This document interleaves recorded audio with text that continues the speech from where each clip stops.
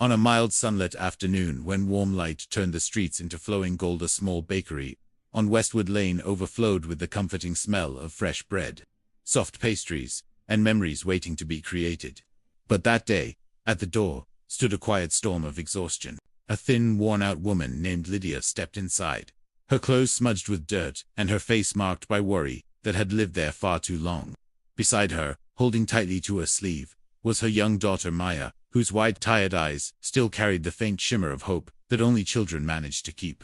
Lydia hadn't eaten since the day before. Maya's last meal had been a bruised apple, split unevenly between them.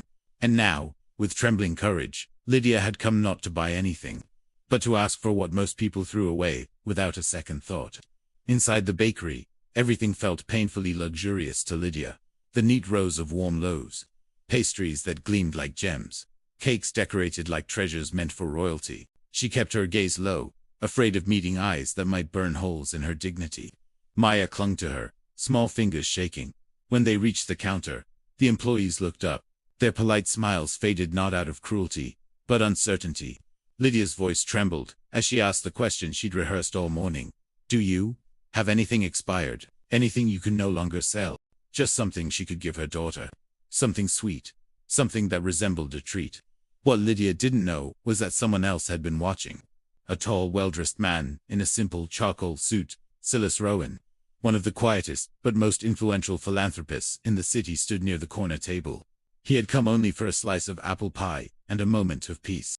But destiny had served him something far more important. As Lydia spoke, Silas felt something shift inside him.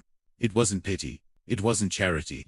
It was familiarity, a reflection of a loss he knew too well. Years ago, he had buried his own wife and daughter after a terrible accident. His heart had been locked shut ever since. But here, in the quiet glow of a humble bakery, the trembling voice of a struggling mother cracked open a door he thought was sealed forever. The workers hesitated. Their boss had strict rules. No giveaways before closing. Their silence made Lydia's cheeks burn with humiliation. She almost turned away. But hunger welds people to hope, even when hope hurts. Little Maya's eyes drifted toward a cake topped with strawberries behind the glass. She didn't ask for it. Children like her learn early which dreams are allowed, and which ones aren't. Silas noticed everything. The fear, the hope, the dignity fighting not to collapse. Something broke inside him gently, painfully, humanly. He stepped forward, without announcing who he was, without flashing wealth or demanding attention. He simply approached the counter and ordered the freshest cake, to warm meals, pastries, sandwiches, and anything else that could bring life back into two exhausted souls. Lydia watched in confusion. When Silas finally turned toward her, she braced herself for judgment. Instead, he nodded to the cashier to give everything to her.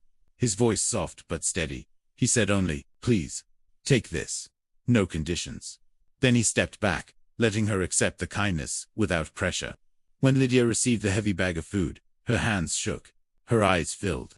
Months of fear finally cracked open, and she cried softly but freely. Maya's face lit up, not with greed, but with relief, an expression Silas hadn't seen since his own daughter. The bakery workers softened instantly, ashamed of their hesitation. Kindness had just entered the room, and everyone felt it.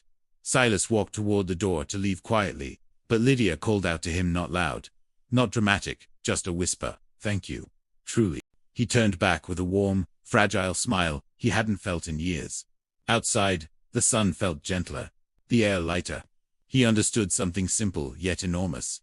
The world still had room for healing. Sometimes, a single act of compassion arrives at exactly the right moment. Lydia and Maya sat on a small bench outside, sharing the cake with the joy of people who hadn't felt seen in far too long. Their smiles looked like the sunrise of a better day. And Silas walked away with a heart a little less broken. If this story touched your heart, please like, comment, share, and subscribe so we can bring more real-life inspired stories of hope, compassion, and second chances to the world.